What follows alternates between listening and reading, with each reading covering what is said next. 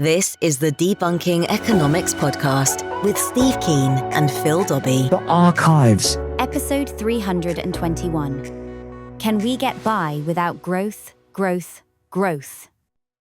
I remember well when the Reserve Bank was just a bond-selling agent of the Treasury. He would not be willing to reconsider the Greek program. A smaller than expected increase for consumer prices. That the United States economy added almost 5 million jobs. These numbers aren't anyone's opinions or political views. This is the Debunking Economics Podcast with Steve Keen and Phil Dobbie. So UK politics is in turmoil because the Prime Minister and the dearly departed Chancellor pushed ahead with an agenda of growth. Now it seems there's been a swift transition to tax rises and spending cuts. That doesn't sound very growth friendly, does it? But there's a bigger question. Do we actually want growth? I mean, isn't the Bank of England trying to slow things down to stop inflation rising further?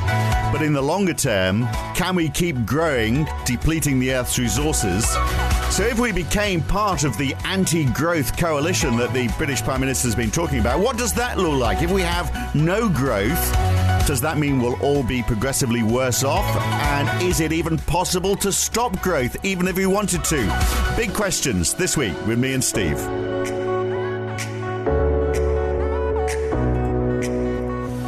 Yeah, it's been a hell of a week, hasn't it, in UK politics. Liz Truss, the British Prime Minister, or at least she is while we're recording this, but we are recording this more than 10 minutes ago. So by the time you get to listen to this, who knows what will have happened. But she was there originally with their plan to go for growth. The three things she said she was going to focus on by that familiar method of making the rich richer, knowing full well their money will trickle down onto the lesser workers. Unless, of course, they decide to use that money to buy a yacht or a holiday home in the Caribbean, or just stick it in some sort of dubious money-making scheme that doesn't employ people, in which case we never see it again. But, Steve, I know you are part of the anti-growth coalition that she spoke about. In fact, she specifically suggested podcasters and the BBC were part of this anti-growth coalition. So here we are. Oh, right. But, has she... Okay. In a way, sort of got a point. Do we need growth? Is it something that we have to have? Because if we don't, it seems we actually do go backwards. So I'm curious, why is that? Why does that happen? Why can't we just have a steady economy without going backwards? Why do we always need growth? It's because we're living in a fossil fuel bubble and we're not even aware of it. We're energy blind, as Nate Hagen says. And what we've been doing ever since the Industrial Revolution, we've put down the growth to magic. We've called it technology, okay? And certainly technology has played a role in the magic. But the real source of the magic is the black stuff we dig out of the ground that's been there for 100 million years or thereabouts, the fossilized remnants of past plants and past animals. And burning those at a huge rate is why we've had growth. And if you go back, if we were having this if a podcast existed at the time of William the Conqueror, we would not be discussing the rate of growth under William the Conqueror versus what it was being under Ethelred the Unready. Okay, we would simply take that Ethelred's gone and William the Conqueror's on top, and that's all that matters, and there'll be no change. The whole idea of change, the whole idea of growth, has only become part of our lexicon since Adam Smith. But if we don't have it, we feel like it's still not answering why we feel we're going backwards. So if GDP was zero.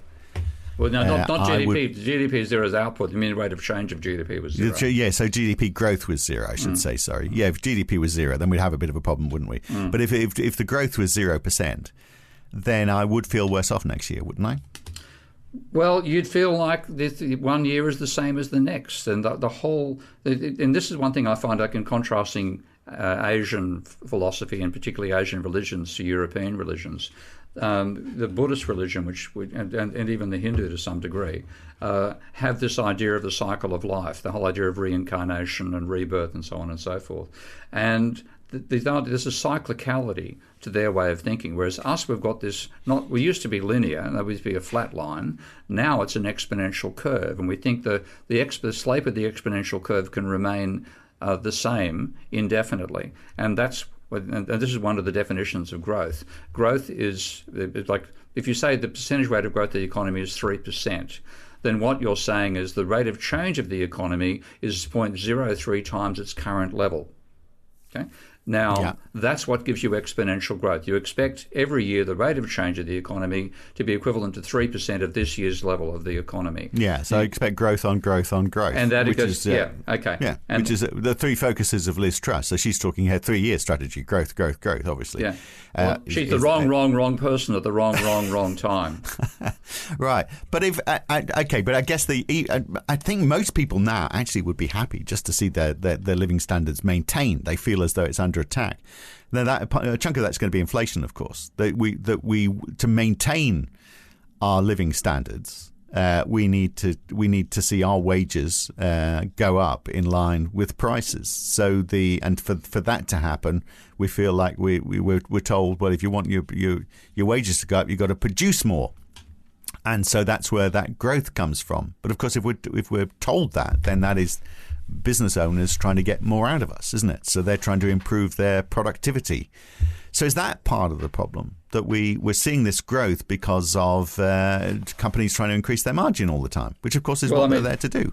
If you look back over the last 80 years, when actually the concept of GDP was only invented, I think, by Simon Kuznets in the early post-war periods, and that came out of the measurements that were necessary during the Second World War itself to measure just how many tanks are we producing, etc., etc. What's the focus upon producing tanks done to people's capacity to consume bread, etc., etc. The measurement of it actually began back at that point. So before then, we didn't actually have a statistic which we could quantify and look at the rate of change of growth. But throughout, the argument has been, don't complain about the distribution of income. Let's just let a rising tide lifts all boats, that particular argument. Now, in fact, we're finding, that anything but true. And it's been used as a salve not to talk about the distribution of income. But now that the growth is starting to collapse, and it will collapse, I think there's absolutely no chance of us avoiding that, then distribution matters, because if you don't even up the distribution when the cost of consumption is rising, then the bottom 20%, 30% of the population could be in starvation territory, and they will not put up with it. You will see the sorts of riots we've started to see in France and Italy and the UK in the last 4 to 6 months. Right, but they can't. I mean, if 20% of the population is not consuming because they haven't got the money to consume, that's not good for the producers, though, is it? I mean, it's in their interest, obviously, to make sure that there's a decent standard of living for everybody to be able to afford to buy their goods, surely. Nobody thinks at the aggregate level, unfortunately. But the point is, and this is why I come back to talking about how unusual is in human history to focus upon the growth and the size of the economy. The way you used to grow your economy in the past was to expand into somebody else's territory. Now, we've got a taste of that going on in Ukraine right now. But fundamentally, it was that you don't need to increase your territory. You can increase the size of what you produce on your territory instead. And that shift has been enabled by the fact that we're exploiting fossil fuels. And the trouble is we've exploited them far too much, and we haven't develop the capacity to generate energy in ways that don't create carbon dioxide, and we're now reaching absolute crunch point on that front, and that's why I'm part of the anti-growth coalition. We have to go in reverse, and when you go in reverse, rather than not worrying about the distribution of income, that has to be absolutely primary in your mind. You have to ensure that you can hold society together, and that means that everybody has to be able to get at least enough to stay alive while you reduce the aggregate level of consumption. But we can increase the aggregate, can't we? I mean, so Liz Truss, I love. She is just a gem in terms of some of the terminology she comes out with, and she's not the first person to talk about growing the pie, which is interesting because you can't actually grow a pie. It's like concrete, isn't it? You can't grow it. It's but if you you can only cut it up into. We're going to need a bigger oven. Yeah. But can you grow this? Can you build I don't know what the analogy is, something else that'll grow. I mean, and we slice it up. Surely if everybody is employed in companies that are becoming more efficient at what they do, then those companies will make more money, they'll pay more in wages, and therefore the economy will grow, whether we're actually any better off. But that efficiency is the problem. And I mean, we don't realise how dramatically efficient our production systems are these days. Particularly, like one of the favourite examples, of course, is lighting, how much energy are you using to light your, have light inside your house at night? And the answer is down to of the order of 1% of what we used to use in terms of energy for lighting because of LCD lights and things like that. And in general, in manufacturing, the focus has been, given the competitive pressures that firms are under, they're trying to reduce their cost of manufacturing all the time. So the whole just-in-time schemes we've had, Deming's ideas about how to improve quality and improve quantity at the same time. All this stuff means that, in fact, in the efficiency of converting the inputs into useful goods on the outside, we are pretty close to the limits of the efficiency we can achieve in any case. Wouldn't we have said that 10 years ago, though? And yet we continue to create that efficiency. So I mean, it's I think what you're saying is that we can have growth, but it's got to come through increased productivity. I'm going to say we've overshot. We have drastically overshot what we can cope with in the planet, and we have to reduce the energy use and the waste we dump into the. Zero growth economy. It sounds like on the one side you're saying, well, that's going to happen anyway, but on the other. Yeah, it's a question of whether the negative is imposed by the collapse in the productive capacity of the biosphere, or whether we put the negative in and spread the burdens across the whole of the population as we reduce ourselves back towards the footprint we should have, which probably is of the order of 1/3 to 1/4 what we're currently consuming and what we're dumping into the biosphere. Right. You are listening to Firsthand, the Anti-Growth Coalition, here on the Debunking Economics podcast. They are on podcast. Liz Truss is right. But how do you do that? How do we get zero growth or reduce the size of the economy? Because businesses will always want to grow. I mean, businesses are there because they want bigger profits. They want more influence. I mean, even a small business person, if they feel like they're going to move forwards, they want bigger margins, they want more customers, they want more profits. They are the things that they strive for. If everyone thinks like that, then you're going to have a growing economy, surely. And, there's not a lot you can do to stop that unless you stop educating people so they don't have the skills to run their own business, or you tell people, no, you can't do that. And you can't tell a small business owner who's worked hard that you've got to stop now. You've done enough. How do you stop that growth happening? That is one of the dangers of capitalism. Capitalism is William Baumol gave a great expression about it. One of the few economists who, if Liz wants to take the Anti-Growth Coalition further back, then William Baumol is one of her targets. But Baumol talked about capitalism developing under what he called the cowboy economy. And the idea of cowboy economy, got this enormous land out there, ignoring the Indians, which Americans are good at doing. There's plenty of expanse to expand into. You can expand all the time, and that's the cowboy economy. And what you do in your little patch doesn't matter because there's so much virgin land out there to exploit. You said we've now moved to the spaceship economy. And in the spaceship economy, anything you dump in the spaceship stays in the spaceship and affects how well the spaceship functions.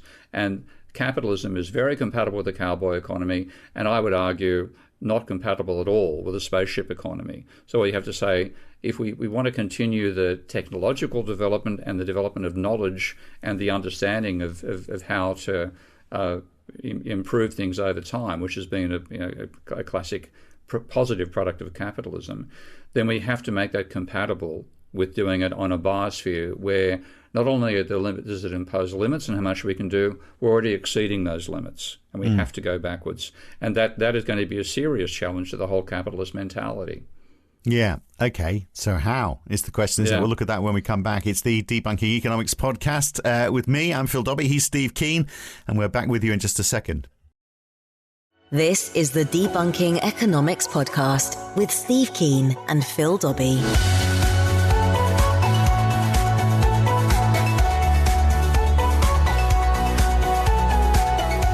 So, Steve, we've talked about how we are, ideally, we should be seeing ourselves in this spaceship where nothing comes in, nothing goes out, and we've got to circulate what we've got in effect, but and without any room for growth in amongst all of that. But we've also talked about how, in capitalism, businesses want to grow.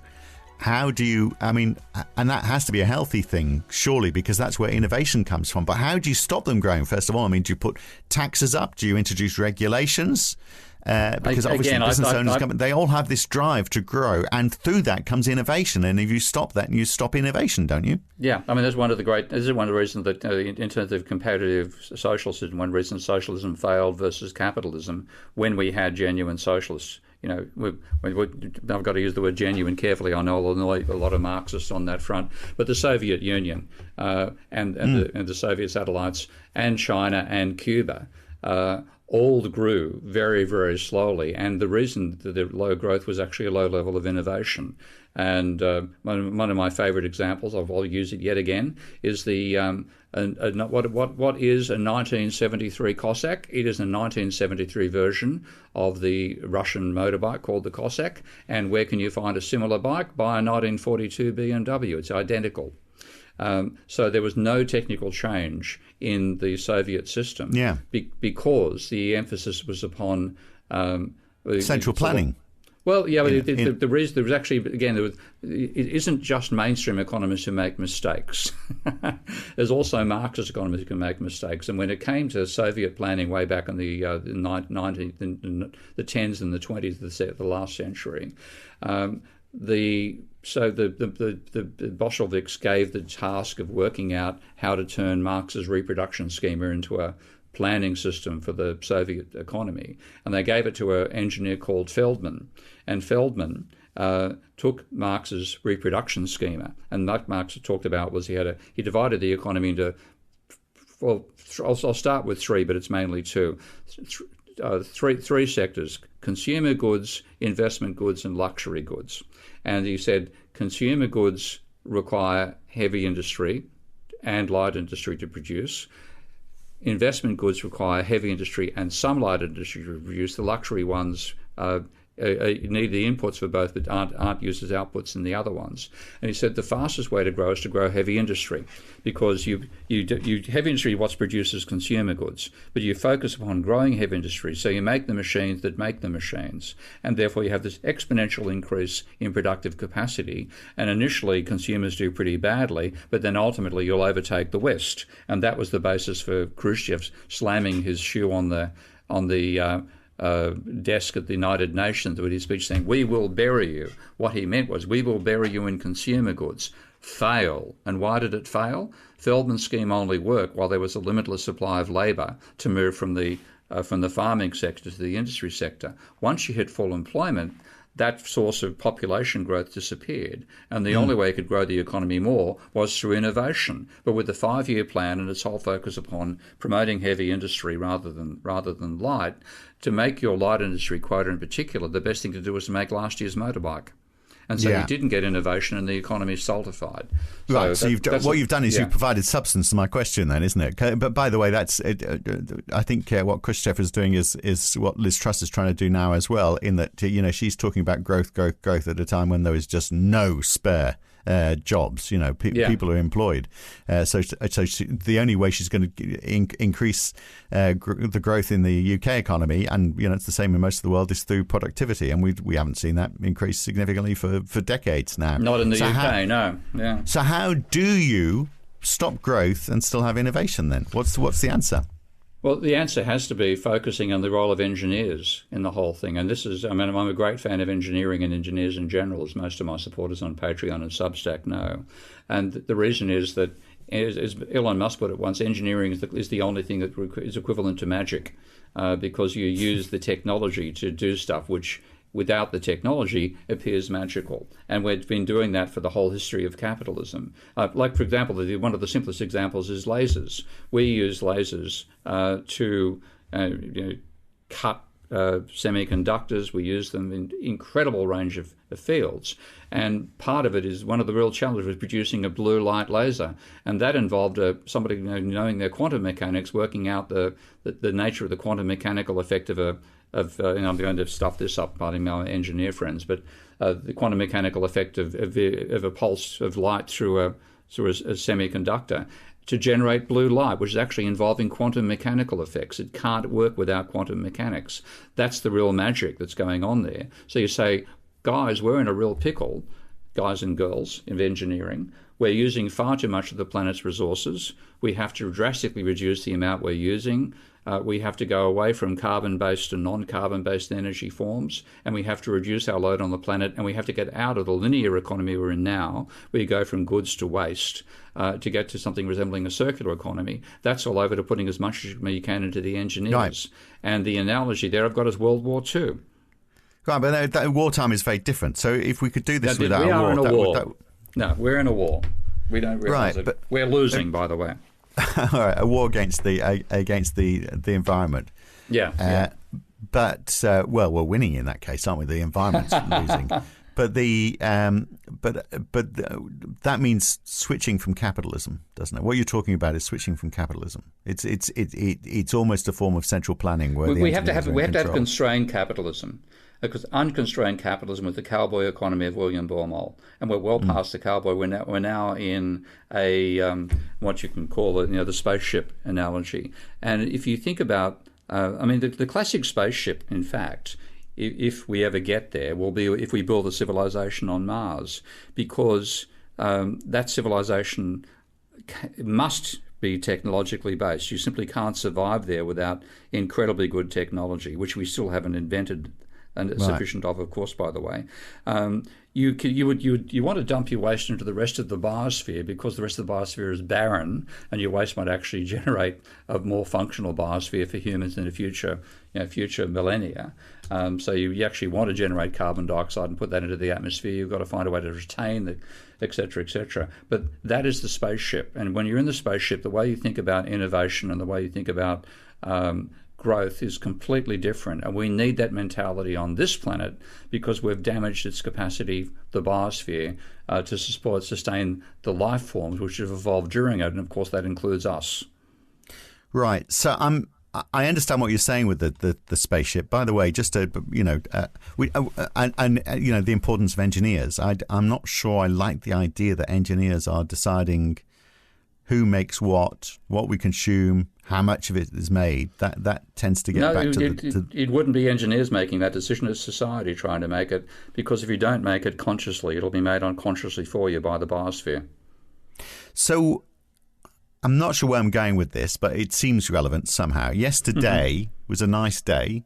My daughter rides a horse. My wife and I went to watch her riding in the countryside. It was near a nice country house hotel, which is fairly near us.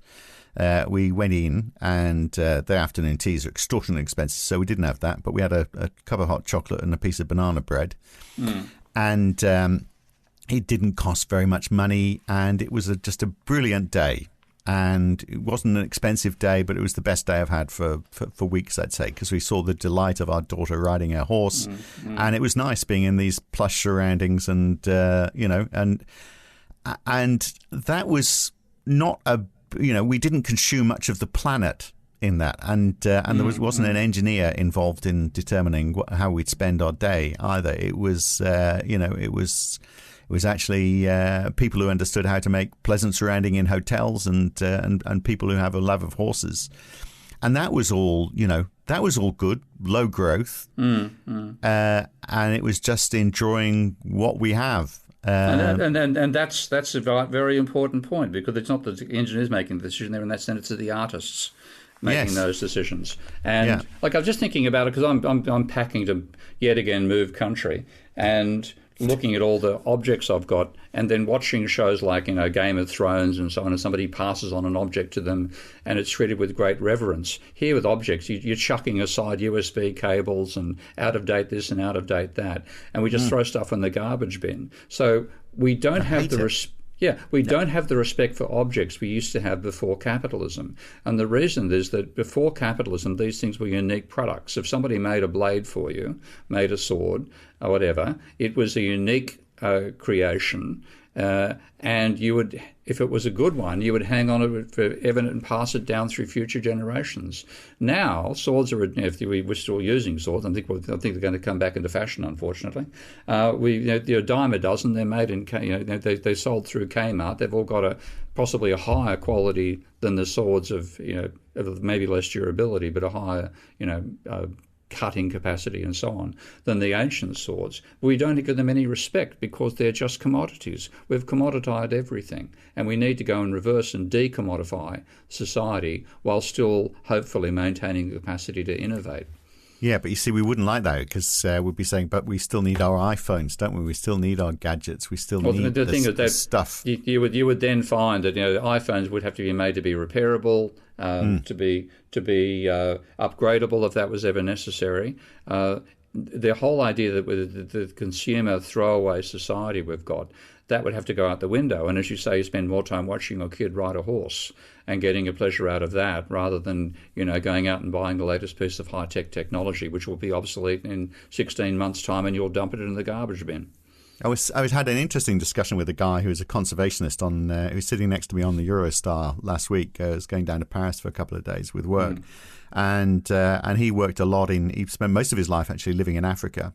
And he talked about African communities who, he was trying to stop them. Big part of what he'd been doing was trying to stop them planting crops to serve the West because it was denuding their ground and also, deforesting bushland that was killing off the wildlife.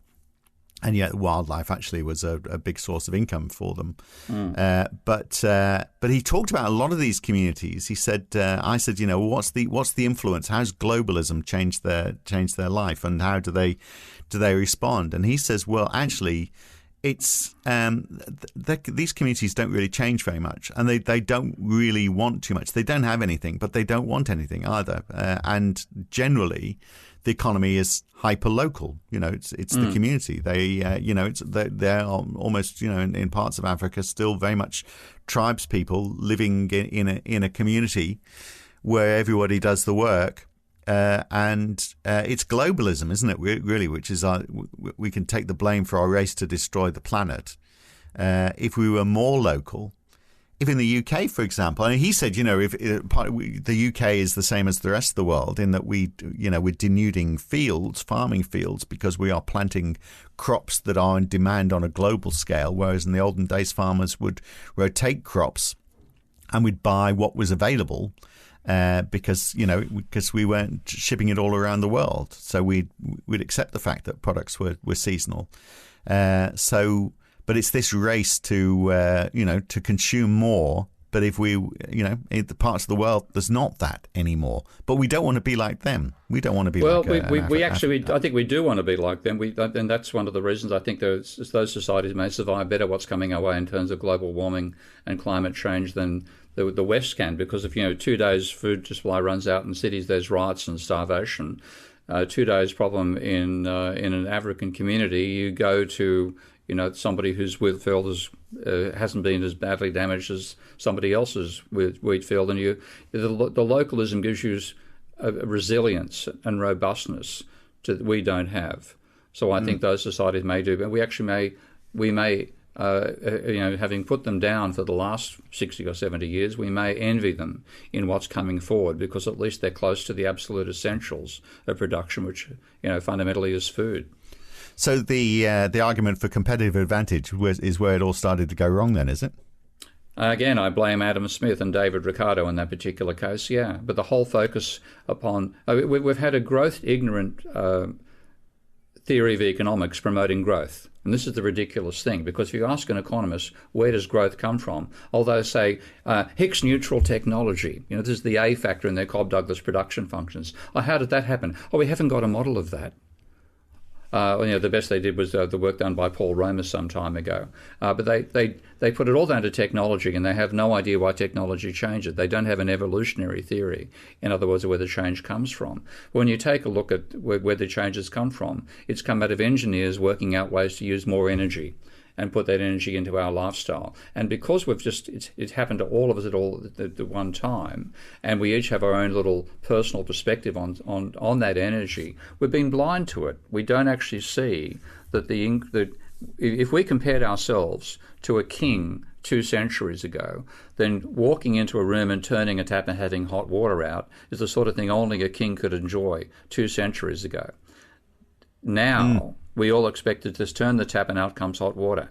And that is an sign to which we're blind to the fact that the hot water exists because we're exploiting energy, we're exploiting too much of it, we're overloading the planet. All these things are what is making degrowth the future we face. It's only a question whether we have degrowth the way we can cope with it and want it to and we can maintain our societies, or have degrowth which destroys our societies. Well, let's see if we can make it through winter, and the hot water always comes on. But unless you're a king, but are you saying then the only reason we've seen growth over the years, over the centuries, or over the decades that is because we have made greater use of energy? That's the only driver. Fundamentally, yeah. And we've done as much as we can on that now. So we have to accept the fact that we've gone too far. If we'd stopped back in the 1970s when Limits to Growth was published, and before William Nordhaus stupidly trashed the concepts in that book without understanding it.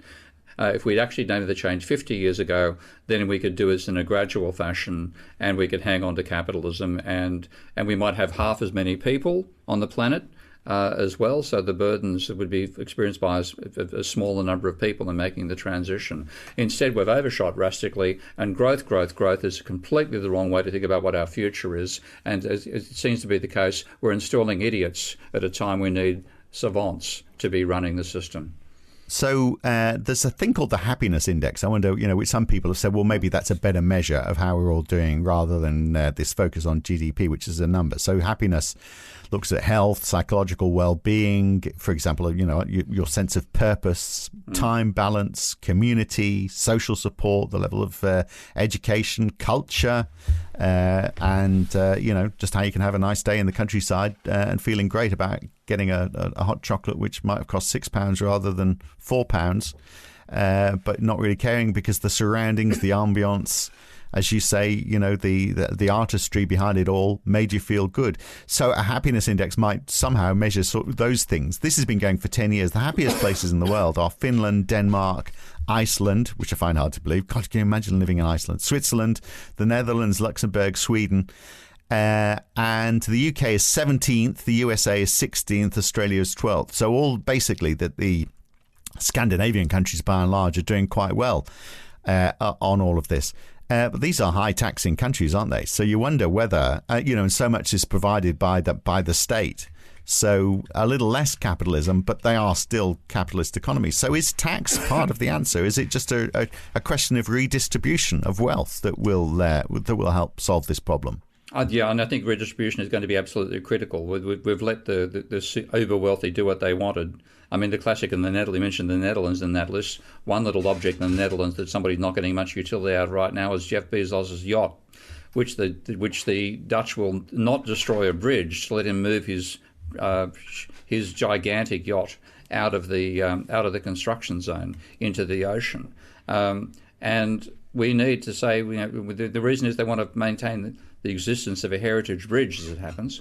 And they're not going to let it go down. They're going to focus on heritage, not consumption.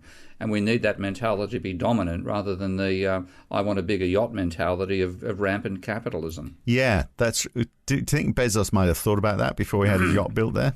He thought he could actually buy his way out, but they've told him money doesn't buy this particular element. Again, we've got to decommodify how we think about the world. And that's, it's a question whether we decommodify with a functional society or decommodify with a broken down one.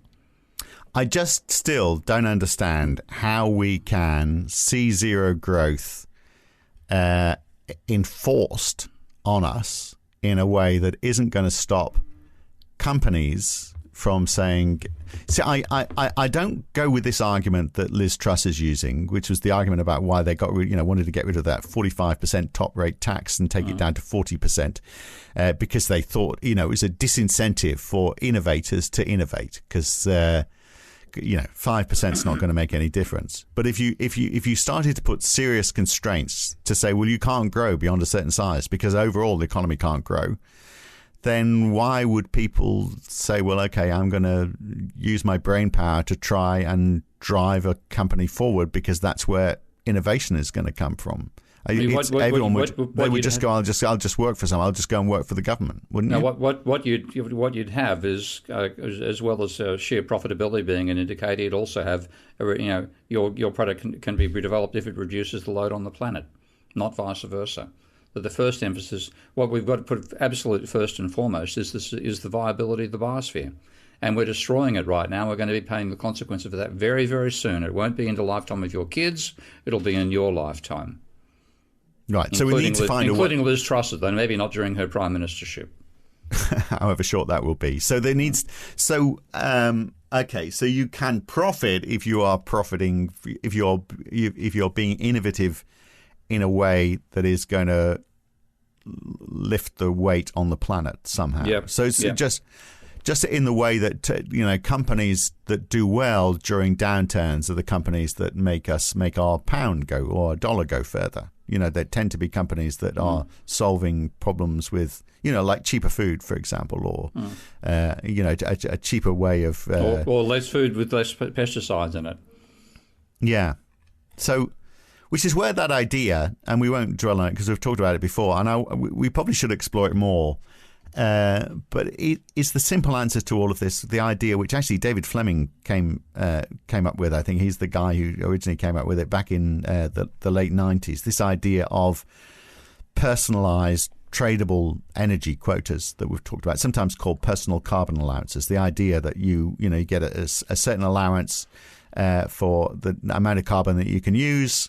And if you don't use it, you can trade it. And if someone needs more, they have to buy it off you. But ultimately, there's a limit on the amount of because that would drive that innovation then, wouldn't it? Because you'd say, well, OK, the capitalism can survive, but it has to survive alongside these quotas.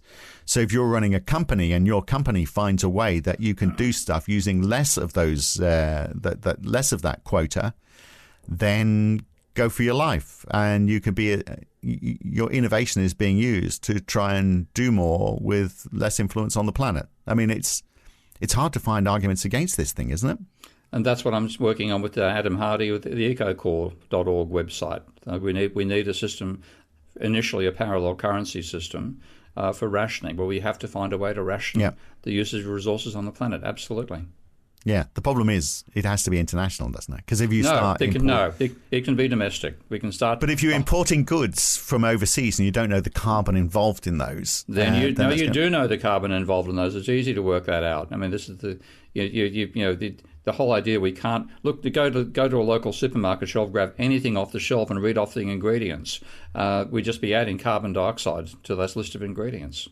Right. Yeah. Okay. There's the problem. The government would know everything you're doing. It would be on a database somewhere, wouldn't we? But I mean, maybe we just have to live with that. I mean, we actually hand it over to the private to give it to Optus. Yeah, okay, exactly. Or give it to Facebook. They already know. That's true. We know what you're doing. Just a bit more information that'll be useful, and they can target ads more effectively. That's a win, isn't it, for society? Well, I mean, but maybe out of everything we've spoken about, that is the only answer, because there's no other way we can preserve capitalism. When we know if we ditch capitalism and go down the Marxist, the anti-growth coalition road of telling everyone what they can do, this is the only way that you retain freedom and keep innovation, isn't it? You have to have something which enables innovation to continue, definitely. But that's the positive of the whole in fossil fuel age, is the extent to which innovation has become part of the structure of society. But you've got to innovate within the bounds of the biosphere you're in, and we're currently overdoing it drastically. And if we want to have capitalism in the future, it's got to be in outer space. It can't be on the biosphere. Right, it's got to be a closed system, in other words, you're saying. Got to be an open system where you can dump the waste into the sun.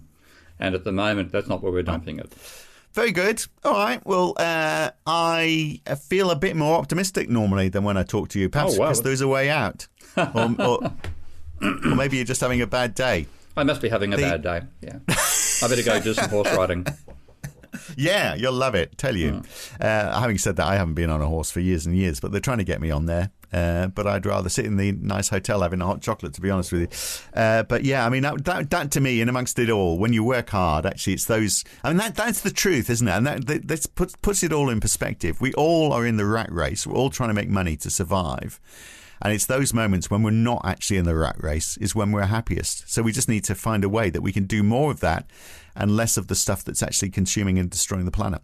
Indeed. Almost. I feel like now I should be doing church services on a Sunday as well. And then we should all turn to God. No, that's a step too far, isn't it? We'll talk to you next week, Steve.